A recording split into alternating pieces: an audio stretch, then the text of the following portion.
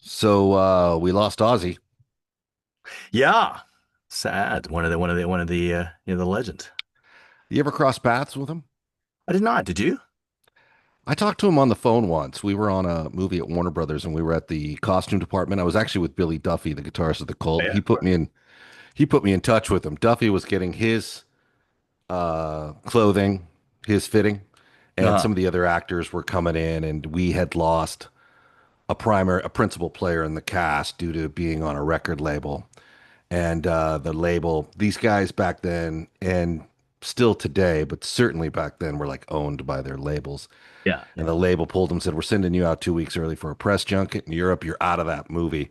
And I remember we were scrambling, going, "This is why I don't miss it. I don't feel the need to make movies. There's other ways to find fun, creative fulfillment." But I remember standing there with Duffy going, "Fuck, I need to find a rock and roll guy to play this part." And he goes, "I got him, Ozzy," and gets him right on the phone. Wow.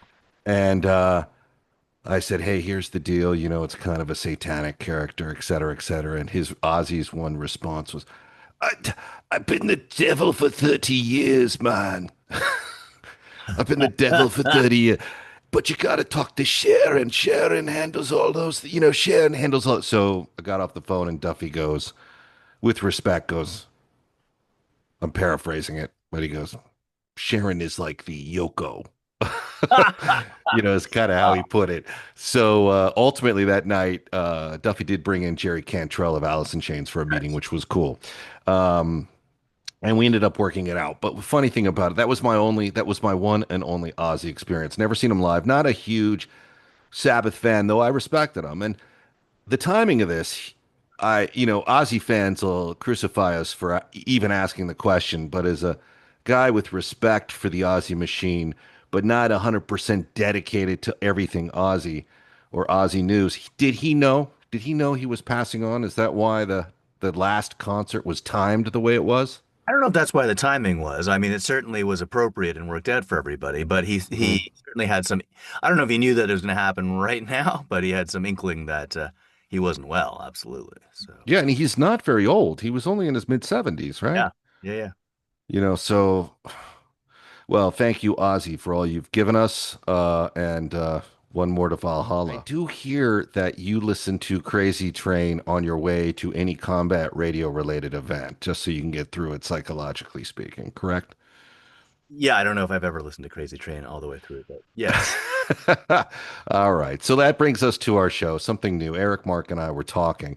Eric being one of the more insightful If only, members if of only that our were true. community here. Yes, yes. It is true. You also a bit of a film producer and a good actor. I will say I've seen you work in certain movies. You've done a good job.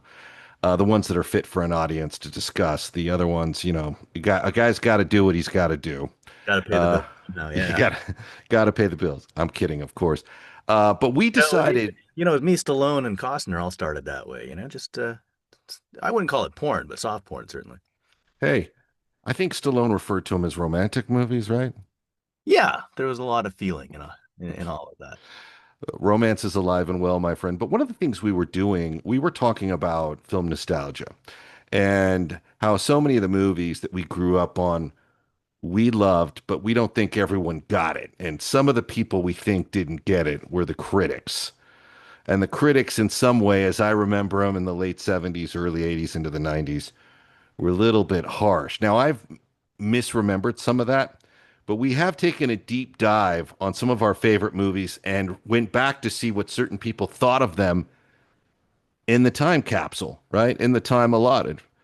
And am I jumping the gun here, Eric? Do you want to do you want to say something No, no, about no. this That's this exactly what's scientific process we're engaged in here? no, all I'll say is welcome to Ethan and Eric at the movies. Yes, really, really. Well, let's go to the first movie, and obviously we're talking about Siskel and Ebert, both of which we've lost. I think both to cancer. Yeah. If I'm not Same. mistaken, Siskel was only 53. I don't know. I don't know, but they were neither of them were old, and they went to relatively close to one another, Right, right. and yeah, and Ebert, had that. tremendous issue with his jaw and everything, and was still going out in public, but it was just yeah, it was. Is Now I met Ebert at a film festival in Charlottesville, Virginia, but isn't it interesting that he went out with something affecting the way he talked, being Yeah. that's how he made his living as a critic. Let's talk a little bit more about these guys, but we've decided we are going to pick a few films, replay their thoughts on it, and then give you our thoughts. We are going to review the reviewers and remind everyone how right or wrong they actually were at the time. All right. And the first movie out of the gate is one directed by a friend of ours, Nicholas Meyer, who we both love. Good participant in our charity work around here, and that's Star Trek II, The Wrath of Khan, one of the stronger sequels, I think, to ever hit theaters. Some people think the strongest. I mean, certainly the strongest in the Star Trek franchise. A lot of people, so. Without a doubt, without a doubt. More on the movie in a bit, but let's take a minute and see what Siskel and Ebert back in 1982 said about this film. Landing a starship is your first best destiny. Anything else is a waste of material. Were I to invoke logic, logic clearly dictates that the needs of the many outweigh the needs of the few. Or the one.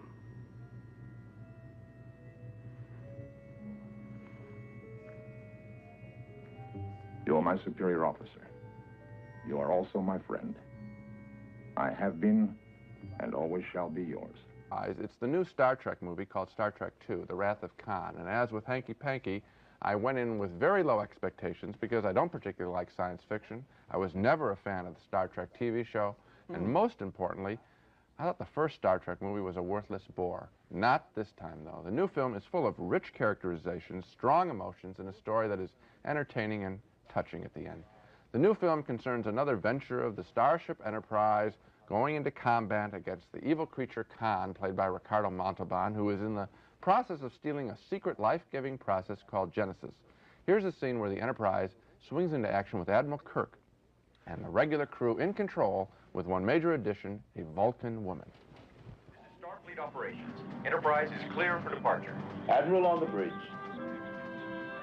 Pre-stage flux chiller port. On.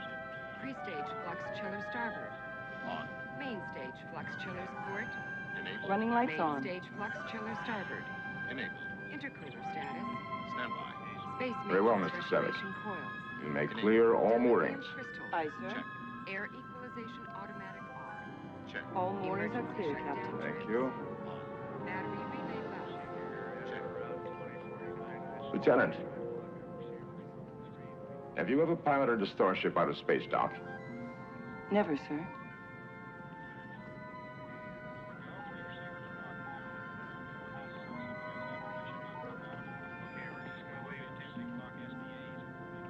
Take her out, Mr. Savick. Aye, sir.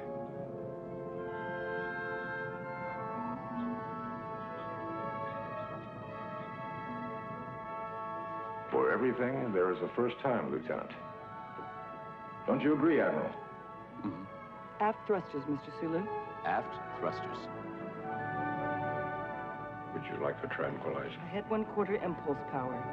And 1/4 impulse power.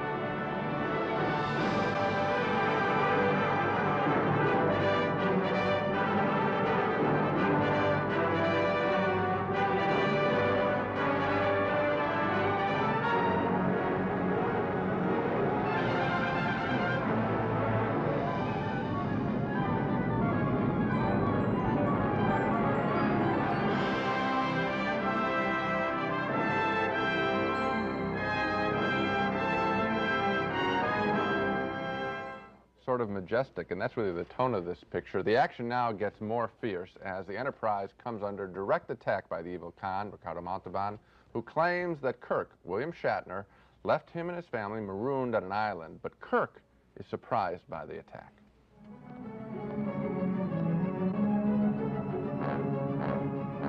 They knew exactly where to hit us. Who knew where to hit us? And why? One thing is certain. We cannot escape on auxiliary power. Visual. Sulu, divert all power to phasers. Too late. Hang on!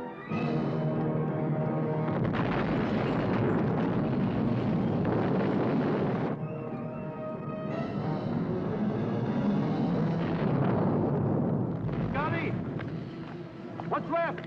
Just the battery, sir. I can have auxiliary power in a few minutes. We don't have a few minutes.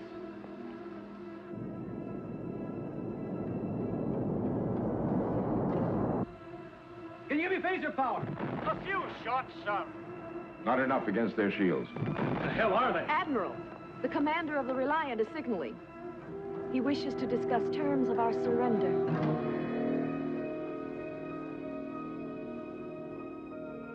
Khan is able to put two of Kirk's allies out of commission, but he doesn't kill Kirk, and he doesn't want to, yet. Kirk.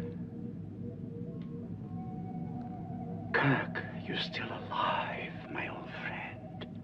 Still old friend. You've managed to kill just about everyone else, but like a poor marksman, you keep missing the target.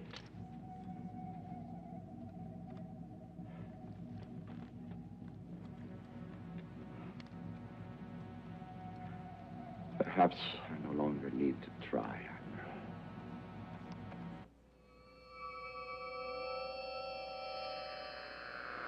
Oh, no! Let go, he can't take it! Khan.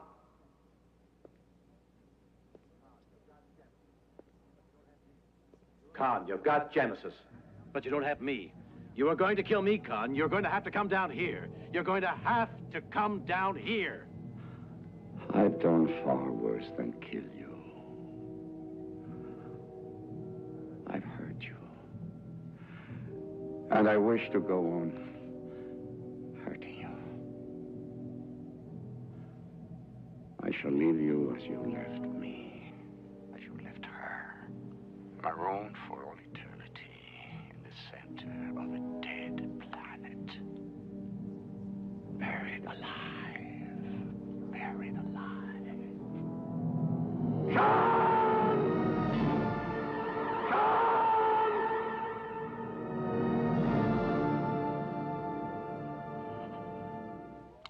What's most entertaining about this movie is its broad and heroic style. You can even hear it in the music there. Personified most by Admiral Kirk, beautifully played by William Shatner. He's relaxed, confident, good-humored, and brave. That's an old-fashioned character with old-fashioned movie hero traits. In a strong film, it also really has those same traits. It's relaxed, it's confident, it's good-humored.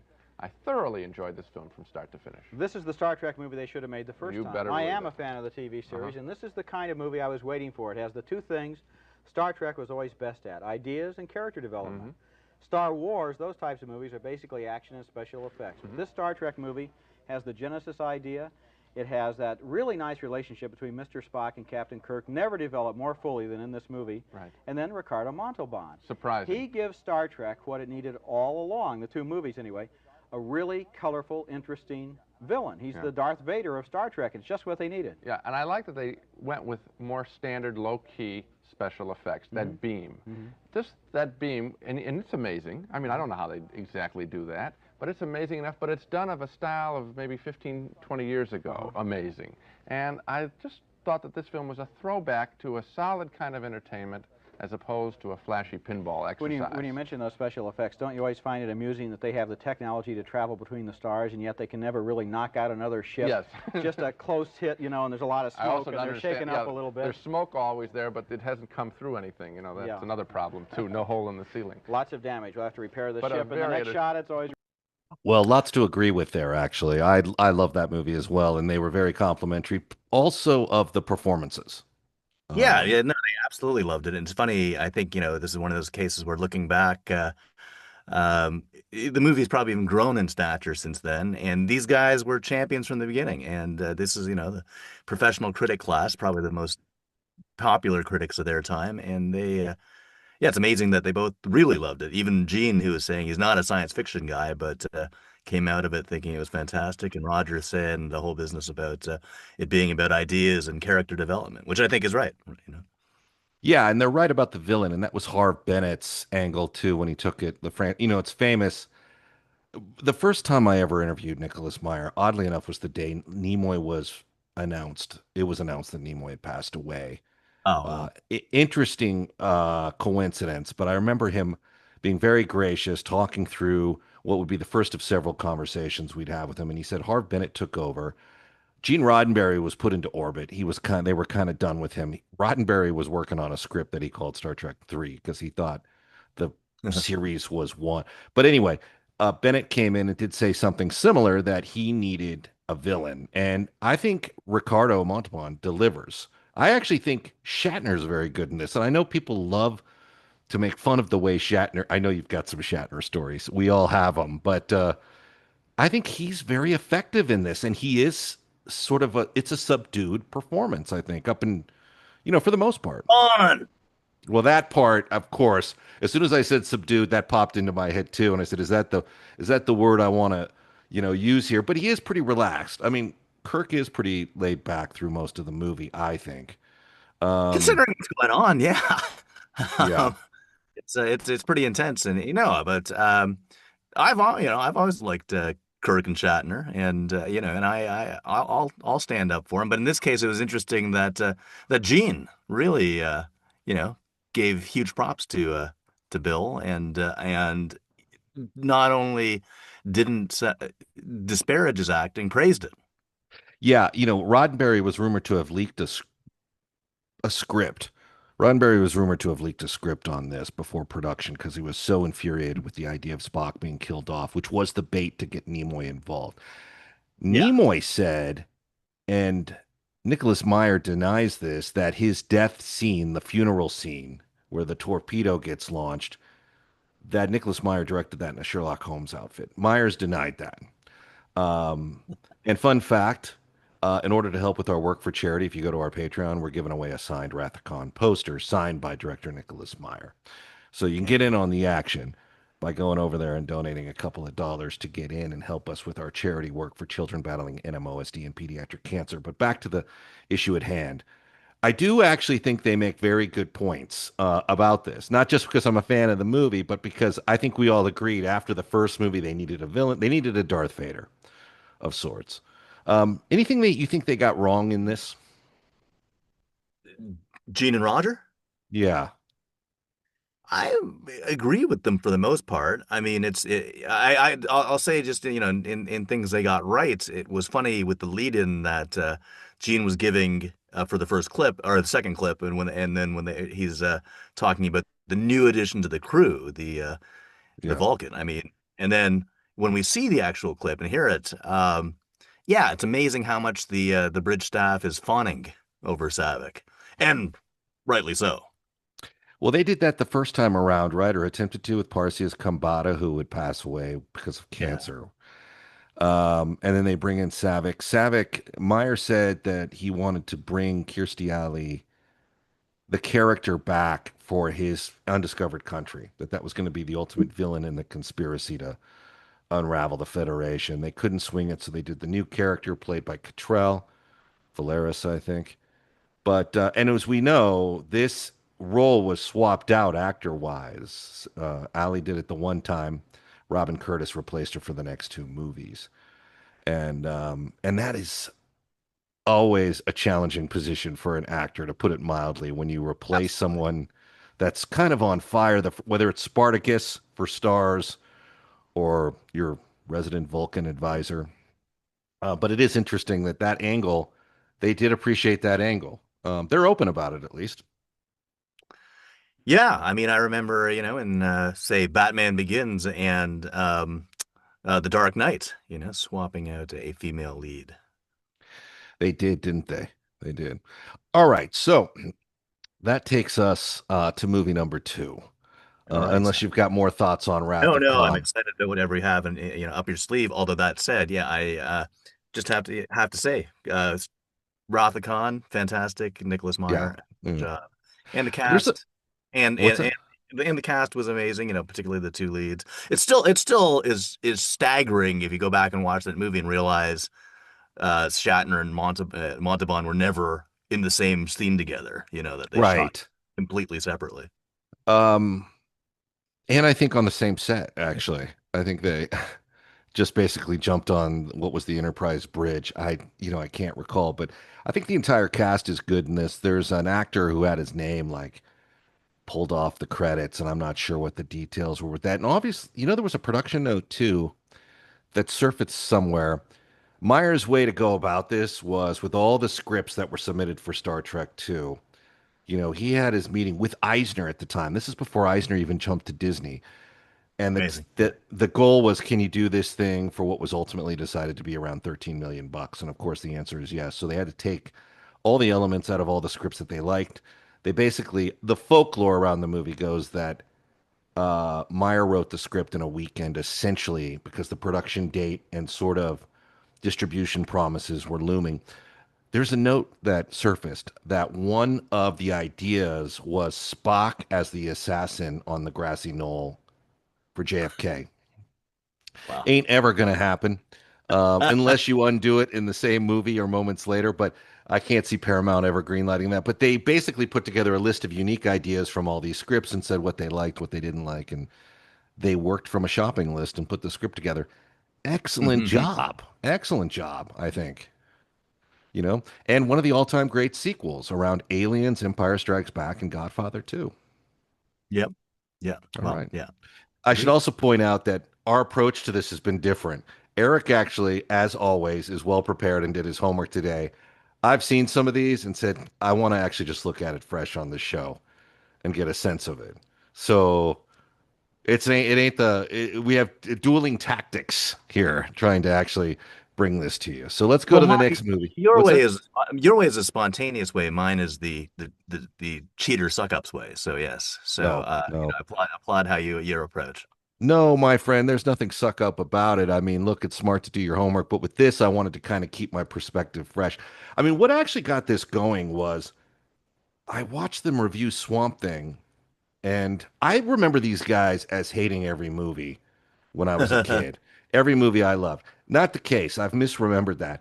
But they both loved Swamp Thing. And now, sit back and think about that for a minute. Do you think, in your memory, Siskel and Ebert would have both loved Swamp Thing? No. So that kind of opened up the door of like, what did these guys really say at the time? And what I've found out is in watching this, and I don't know what your opinion is, Eric, but they are way more optimistic for the movies, even the bad ones. Like you can see they really wanted to have a good time watching the movies, even the ones they did not like, that they're rooting for them in a sense. At least that's the takeaway I've got from some of this. I agree. I mean, you sent me as additional homework, so that clip watching that review and then the upcoming one. But you also sent me a best of a certain year where I watched half an hour of them thumbs up and thumbs down for all of these movies, good and bad. Which was a mistake. It was a mistake. I didn't know what I was watching, and I didn't know why I was watching so much. But I will say my takeaway from all of that is, yeah, they have these two guys had a genuine love for the movies, which is awesome. And I mean, they approached it from like a sort of a critic's professional standpoint, but they genuinely loved watching movies. And I agree with you that they wanted everyone to be. They tried to find the good in each of them, And by the way, Ebert's the guy who wrote Beneath the Valley of the Ultra Vixen, so he knows. Beneath the Valley of the Ultra Vixen, Valley of the Dolls, right? Was there Beyond the Valley of the Dolls? Something like that. I mean, I think to your point, well, number one, that last thing I sent you was actually a mistake. I meant to send you a clip for either Red Dawn or the Wild Geese, so you could take your pick. But I do think that's interesting to see them. In today's day and age, when everything has become so cynical and clever, like the methodology for people building an audience is being clever at the expense of other hardworking people around you, which is not something I necessarily prescribe to. It's interesting to see them look at things, even the movies they did not like, and we'll get to a few of those, and still try to find something of value in it. The performance, the effort, I don't know. Well, anyway, there you go. We're in agreement on Wrath of Khan. The next movie up is, well, here we go. Spaceships, or back to spaceships again. I'm sorry, Gene, but it's the way it goes. Two of the most successful genres of the last 5 years have been science fiction and horror films, and Alien is both. It's a combination of some of the best space hardware since Star Wars and the most gruesome bug-eyed monster since the creature from the Black Lagoon. The movie begins aboard a gigantic intergalactic freighter where the crew is in suspended animation until the onboard computer awakens them for an emergency. The captain explains why their mission has been changed. Well, some of you may have figured out we're not home yet. We're only halfway there. What?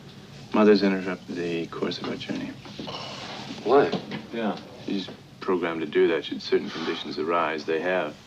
Like what? Seems she has intercepted a transmission of unknown origin. She got us up to check it out. A transmission? Out here? Yeah. What kind of a transmission? Acoustical beacon that repeats at intervals of 12 seconds. SOS. I don't know. Human? Unknown. So what? We're obligated under Section I hate to bring this up, but this is a commercial ship, not a rescue ship. Right. And it's not my contract to do this kind of duty. And what about the money? If you want to give me some money to do, I'd be happy to. Oblige. That's right. Let's go over the bonus situation. We never Can we just talk about the bonus situation. Sorry, can I say something? Let's talk about the bonus one. There is a clause in the contract which specifically states any systematized transmission indicating a possible intelligent origin must be investigated. I don't want to hear it. We don't know that's intelligent. I want to go home and party. Parker, will you just listen to the man? On penalty of total forfeiture of shares. You got that? Yeah. All right, we're going in. Yeah. I think Star Wars kind of pioneered that idea that a spaceship, instead of being all kind of perfect and sterile like the one in 2001, would look more like a gut bucket, like that kind of a tramp freighter, and there's the crew on board. The beacon signal comes from a nearby unexplored planet anyway, and so space regulations require them to land, and they do in one of the movie's really most inspired scenes. They explore a terrifying planetary landscape. They discover an ancient alien spaceship, and they work themselves into a very tight spot while their discoveries are monitored by television back on board.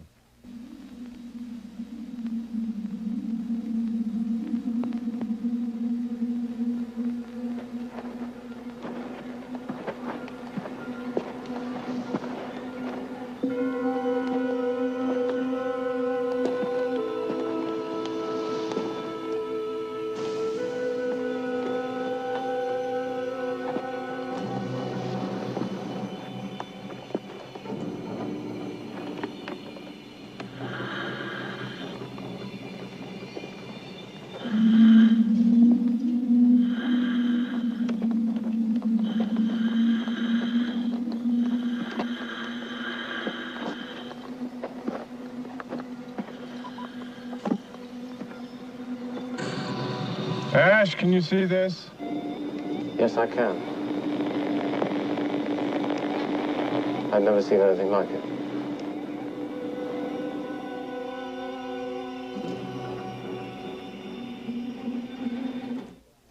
You get a wonderful sense there of something that might have been waiting there a long time for somebody to find it.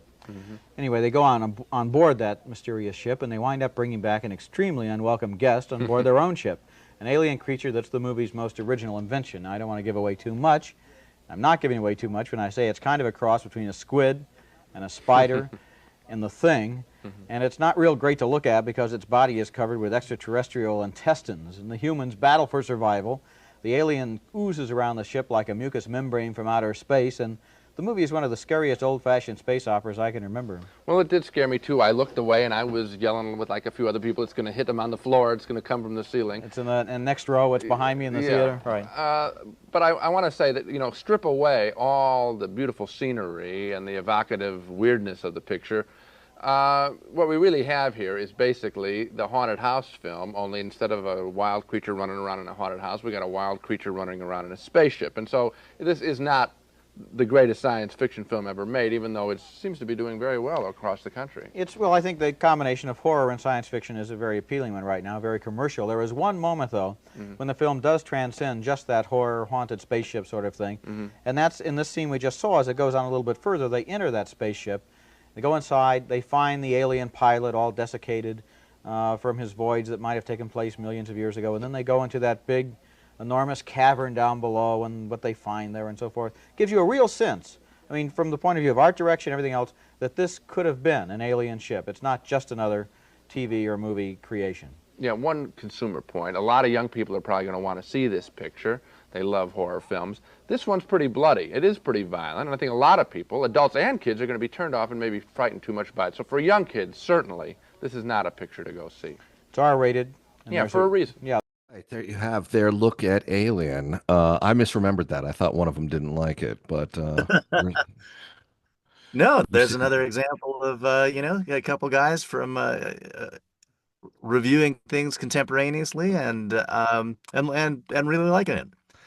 You know, what came to my mind watching them look at this is the moment in time where now we've seen the alien concept like 1,000 times, but Yeah. at that moment it was to me it felt very new, and I was very young when that came out, scared the shit out of me, no secret. It's Well, wonderfully there's no done. way I could have watched. I mean, I've only seen the Alien movies in the last few years because I couldn't watch anything horrific until our friend of the show, Kevin Dowell, taught me how to watch horror movies. But Yes. yeah, I used to because I'd get nightmares for years. But I agree with you. It's funny that it was novel and brand new at the time, and then I think Rogers specifically says that you get the feeling of something that's been waiting here for a long time to be discovered. Well, we know that it was waiting since Prometheus. Yes, we do know the backstory to that.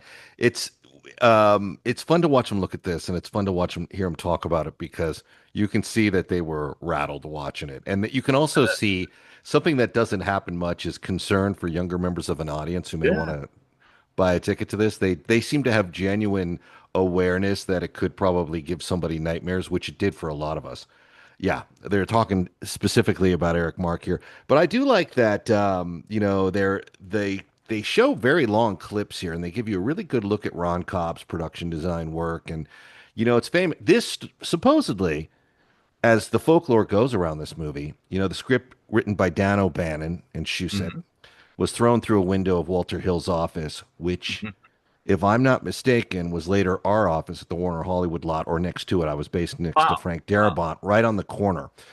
And somebody said that was Hill's office. So I've often wondered if the pitch of the script through the window wasn't my very own later in the 2000s. But I do think it's interesting. There's a lot of reimagining the production on this. The writers had a very terrible time watching this go into production. Walter Hill and his partner Geiler created the Ash character, the robot, the android, which they did admit was fantastic.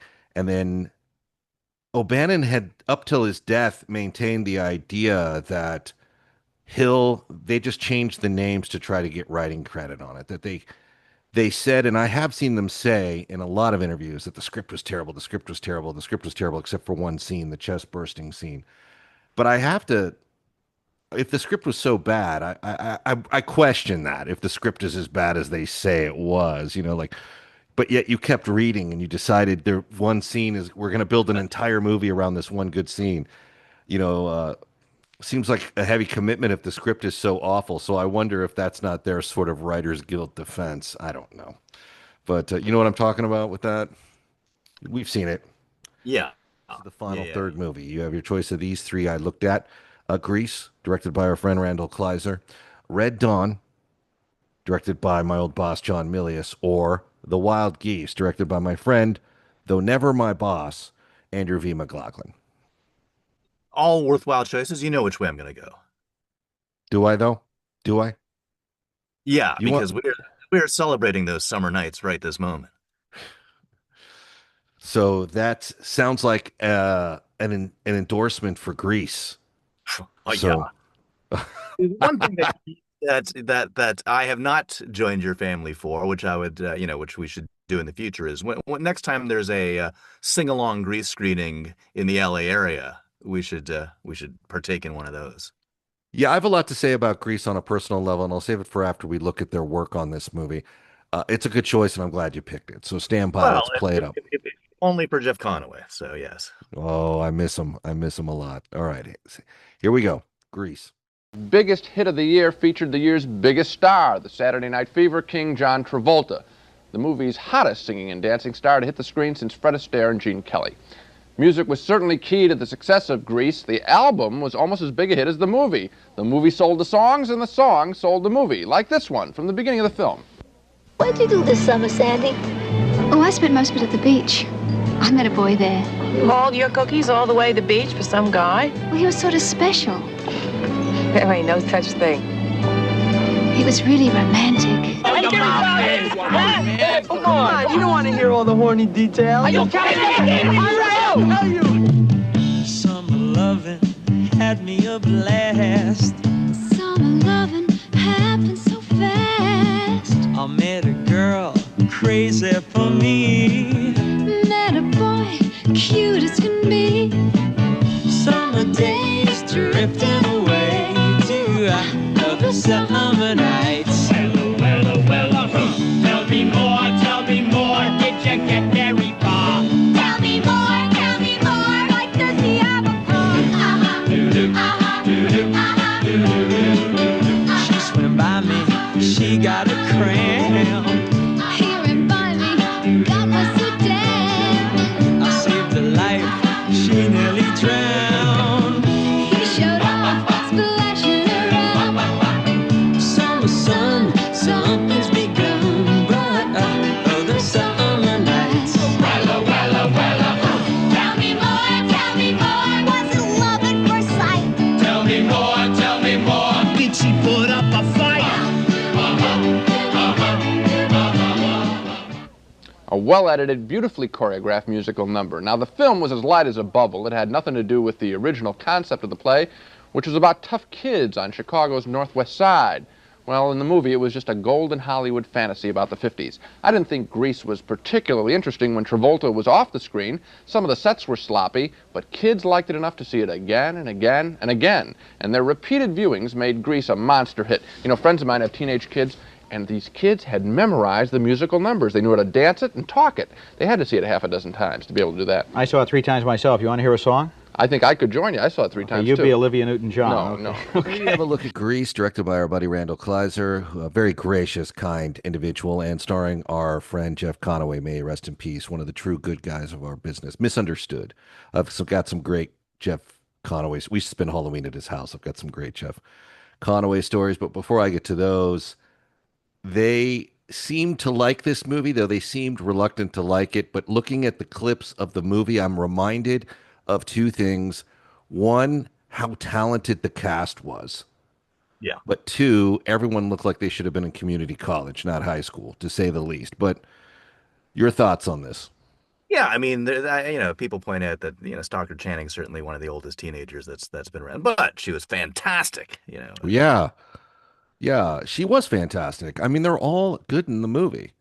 Yeah. Even like the people that show up in sort of like Lorenzo Lamas, like pops into the background in this, and there's all these other actors. There's a few famous extras. And who are those? I'll give you a guess. Who are the people? Who are the extras in Greece that went on to become? Not a guess. I always have a guess. But if you know who it is, or you've got your Greece research intact, if you've done if you're willing to research it or do a case study, why don't you let us know who we're missing here? It is someone well known. We should know who it is, and I think we do. We just can't place it. We can't put it all together Sherlock Holmes style right now. But are you a Grease fan? You're speaking as if you're not. I have to admit, I think the movie is pretty fantastic now. I don't know how much I loved it then, but I wasn't a kid who embraced musicals, but I've come to appreciate it. And like I said, looking at the clip, the first thing that comes to mind is how talented everyone is in it. Every single, like if you look at those coordinate, like even the people around Olivia Newton-John in the background have precision dance steps rolling. Yep. They're all on their mark. I mean, that's not easy. And it's just, that's the kind of thing that comes to mind from a production standpoint. Like, let's just see how good everyone is. Because the background is where it starts to fall apart in these movies, but not in this one.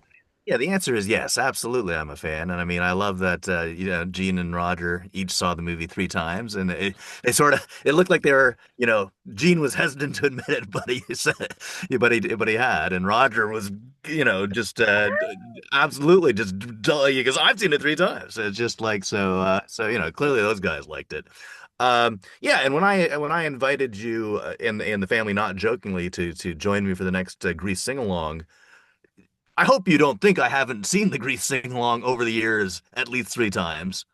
I'm willing to give it a shot, buddy. I think like any invite from you is worth considering, and that seems like a fun time. I mean, to your point, it is interesting to see how they both confess to seeing it 3 times, one seemed to be reluctant to confess it. The other one like jumped at the admittance. He was like, but these are critics who probably had to see what on average at least Probably 10 about, films a week. yeah, I was gonna say, yeah, that's right. 'Cause I was gonna guess about 400 movies a year, so that's that would be just over 10 movies. Right. Yeah, so And so to go back three times for a movie when you've got an agenda in front of you, that shows some respect for it. yeah, Uh, I will say one of the other things that I love the musical numbers. I think it's funny because kids have embraced this movie as they even say, as Roger and Gene say, kids are going back and people forget that like in the lyrics for Greased Lightning, there's the mhm. reference to the pussy wagon, which I always assumed was what Tarantino was referring to in Kill Bill Part One when the widow, smashes the orderly's head in the hospital door, and she escapes with his keys, and then she gets to his car, and in the back of it says "pussy wagon." I did like the fact that they go drag racing against a car that kicks flames out of its exhaust. You know, Another actor who's passed away who played like the rival, and he shows up at the drive-in and one of them reaches for his water gun. It's like the 1950s defense. So many great moments in this. And have you worked with any of the actors in this? Uh, I don't believe so. Have you ever done combat radio with Randall Kleiser, the director? I feel like you have. I feel like you've been in the studio with him, no? It's possible I've been around at the same time. I don't know if I've been on the air at the same time as he has. We should arrange it. Underappreciated director. I mean, he's respected for this, but he's done a lot of great things, including one of my wife's favorites, Blue Lagoon. I'm kidding. Oh, She worked on it. But it is fun to look at all these movies, especially Grease, there's a lot of nostalgia with some of these, especially Grease to a degree because of Jeff Conaway's presence. And one of the stories I love to tell, because towards the end of his life, he was getting a lot of flack for celebrity rehab. And I think people had forgotten what a great talent he was and sort of applied like the reality show craziness to his existence, not realizing that it's in itself is a show to some degree. absolutely. Because he was nothing like that. And I knew I was in trouble in this business when there was one season of Celebrity Rehab and I knew everybody on it. Gary Busey, Steven Adler and I, when we did this show from Guns N' Roses, that's the first person we talked about was Jeff Conaway, like instant, like how much we missed him and how much we loved him. And the thing about Conaway that I tell people is, I'd meet him a lot for coffee in Studio City. We both lived there. Like I said, we spent Halloween at his house, and he would throw on the werewolf mask and the T-Birds jacket, run around, scare the kids. But one day after meeting him for coffee, my cousin or someone tells me my cousin's having like a 16-year-old birthday party at like an Islands or something. Have I told you this? I think so. She's having a birthday party and a big Grease fan, huge. But I didn't know that, and this didn't fit into the story initially. I'm having coffee with Jeff, and I remember going, "Hey, man, I've got to go. I've got to shoot up the street to Islands and say happy birthday." And he was like, "Well, I'll go with you." And I'm like, "All right." So he drives. We climb in his Porsche. You took your life in your own hands when he did the driving, but we got there. Some of it was driving on the sidewalks, but we made it. And we walk into Islands, and of course, all these 16-year-old girls go ballistic when he walks in. It's still Kanicki, right? And I'm going to tell you, up until like the last few years, he kept it together. So for the 20 plus years of our friendship, he always looked like Kanicki. He was ready for you to call action. I felt like he kept it together pretty well. And he walks in and they go nuts and he just immediately snaps into the role and he takes photos with all of them. I mean, he loved it, but they loved it. And that's kind of who he was. He was like Captain Good Times. He's just like, "I'll go with you." And like, he gets in there and he's like, "Hey, this is great. Thank you for bringing me." And he sits there and he has lunch with them. And, they're asking hundreds and hundreds anyway, that's one of those things that I think about when I look at this Grease review of like, man, the heroes that aren't with us anymore, it's stacking up this year in particular. But Yeah, anyway, feels like it has. But yeah, I'm just sorry. I've just got to go back to the through line of this episode. Jeff obviously starred in Taxi, and hmm Taxi kind of begot Cheers. A lot of the it did. It did. a lot of the same creatives involved in both shows, and so I think there's a through line through these three films you picked. So well done. Well, thank you. I'm going to let you pick the next three. Do you remember when Famous Amos showed up on Taxi? I do. And was that the cocaine and the cookies episode? Yeah, yeah, yeah. And he thought he could become a cookie magnate himself. That and the one where Louis De Palma builds the bomb shelter for the apocalypse in the back of the station.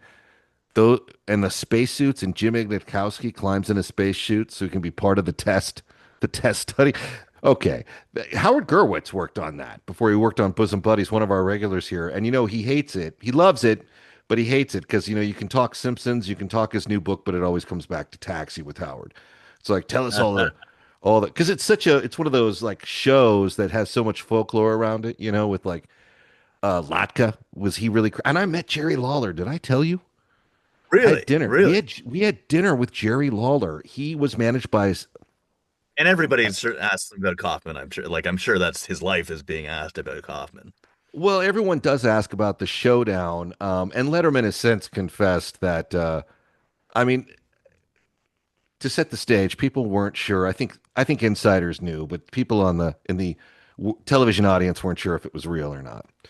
And let's be honest, if it was real, Kaufman would probably be seriously hurt. Seriously hurt. But Letterman always said that Kaufman would like cause this disruption, and then at the end, when he was cashing out just before they'd go to break, he'd always whisper to Letterman, "Be sure to send me the hate mail." He loved hate mail. But I did ask Lawler, just out of curiosity, and Lawler didn't hide it. Lawler's like, "Yeah, of course it was. I mean, you have an athlete and you have Kaufman, and I'm gonna hit that guy with a vengeance. Like we would have knocked him into the next building. Of course it was." And you can see, I think now everyone's it's like the Zapruder film, it's like every frame has been looked at, and you can kind of see that he went easy on him. But that didn't, it's kind of interesting approach, right, to comedy. Like, hey, here's my idea. Can you imagine that? Like, uh, sitting back in the back room where Kaufman probably proposes that to Lawler, and Lawler says, "I'll go for it." Knowing that he was probably going to be demonized to some degree for the rest of his life for picking on this guy, even though it was staged. What do you think of that? What do you think that meeting was like? I mean, Kaufman was leading his short life as performance art, and I think in the era, a lot of the people in the know respected him for it. I think he was viewed as a genius, and which he probably was, and being part of that's pretty cool, especially for someone coming from the wrestling world where you're fun, you're doing stuff, you're entertaining, but you're not necessarily viewed at this at the same type of level of performance, and this gives you a chance to be immortalized in that. So when you're strategizing something like that, that said, I don't know if people, certainly might have made a difference if people knew about Andy's health at the time, so which I don't know that they did. Right. I don't think they did. But it is interesting. Do you strategize the exit on this, or do you just say, "Hey, we're going to do this, and you're going to live with the repercussions of being the guy who does this, whether they know it's fake or not?" Because they never actually kind of came clean from it. They were kind of it was almost like interpretive dance. It's like it's whatever you get out of this. They kind of let it go.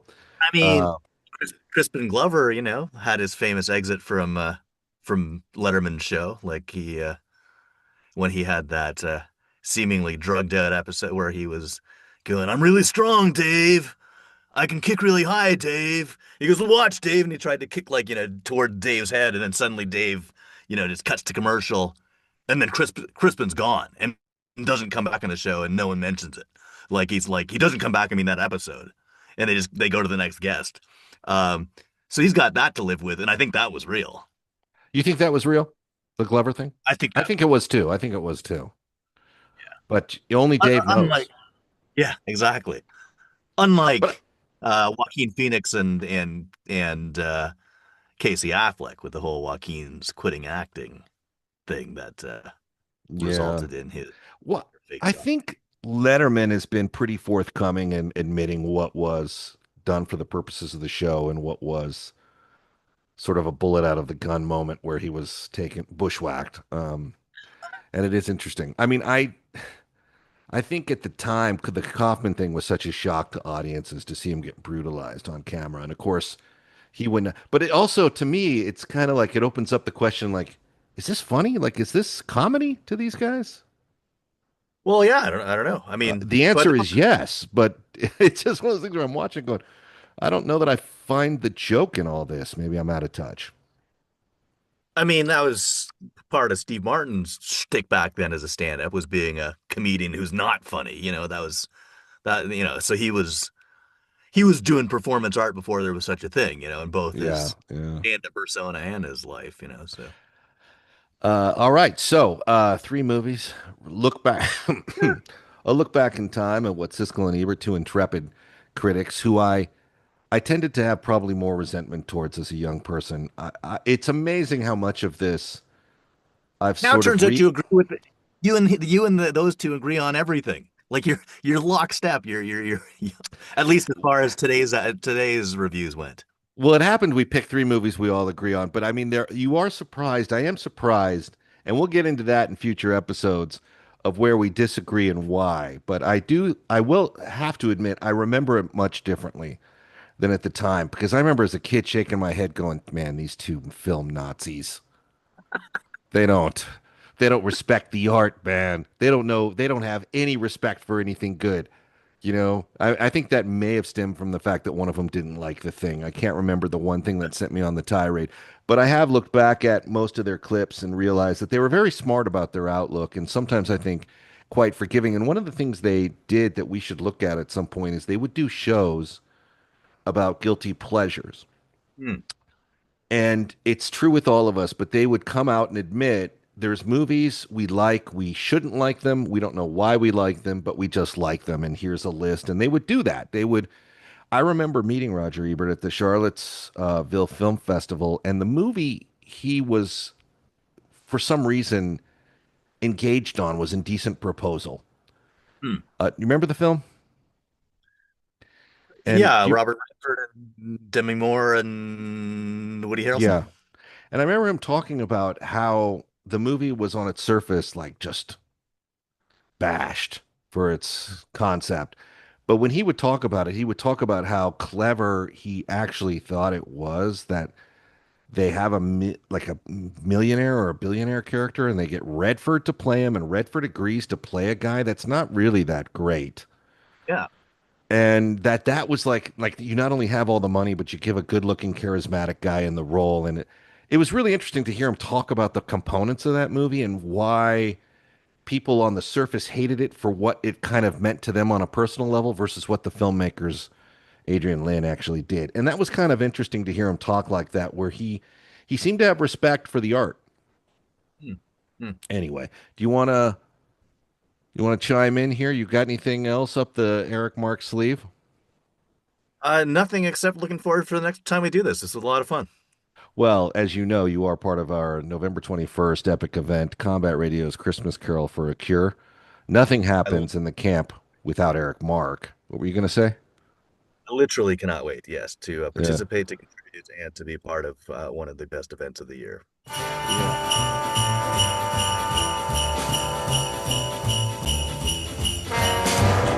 Holiday revelers, good evening and welcome to A Combat Radio Christmas Carol. I'm Yuri Lowenthal, but you may otherwise know me as your friendly neighborhood web slinger from Marvel's Spider-Man, and it's a privilege to welcome you here tonight. Tonight's event features a cast and crew of volunteers who have come together for a special cause, and as always, a few house rules apply. No fighting, no politics, and please, no cell phones during the performance. If any of these rules are violated, the cast from Sons of Anarchy in Section BB will show you through the door, head first. Tonight's event is being streamed live on Stellar, so you may witness a retake or pickup. Welcome to show business. Just roll with it.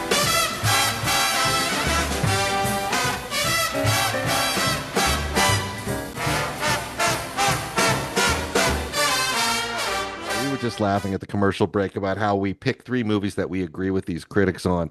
And Eric was like, what are we doing? Like, we should have picked movies that we cannot stand your their whole opinion. premise here was, okay, Siskel and Ebert, these star critics, but the establishment, the know-it-all, holier than thou,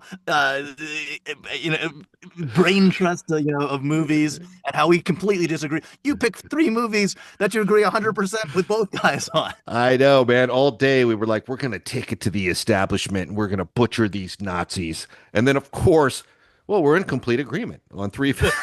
we're in complete agreement. In fact, not only we're in agreement, they make some very good points. It's terrible. It's kind of like, you walk into the meeting ready to actually destroy a place and you come out being like, yes, we can win. Anyway, oh, it's fun to talk about. So we'll come back with 3 new movies. Eric, Mark, and I will pick 3. He'll pick them this time.